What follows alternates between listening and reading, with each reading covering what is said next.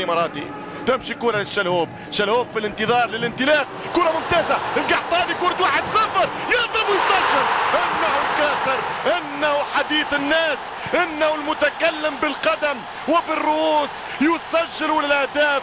4-5 دقائق كانت كفيلة للزعيم ليؤكد الزعامة. 1 هلال 0 النصر في السيمي فاينل اغلى البطولات كاس الابطال لخادم الحرمين الشريفين. فرحة عشاق الهلال هنا في استاد فهد. هدف جميل جدا، هدف ملعوب، الباس والاسيست كان في العمق، يفلت وينفلت القناص، يضرب الكاسر ليسجل ويرتفع مرة أخرى شعار الزرق، شعار الزعيم الهلالي.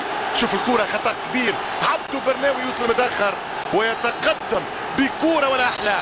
برازيلي في التمرير، البرازيلي جوليادور. 1 الهلال 0 نادي النصر. شوف الكرة والهدف، ضرب الكرة ممتاز، لعب كي برشا. ياسر القحطاني يعمل في خطوات البومبا، واثنين الحقيقة التاريخيين في الكرة السعودية. هدف مهم جدا للفريق الهلالي. شوف ضرب الكرة يبعد على عبدو برناوي، ما يوصلش القرني ويضرب ويسجل، يسدد في المرمى النصراوي. أولى الأهداف.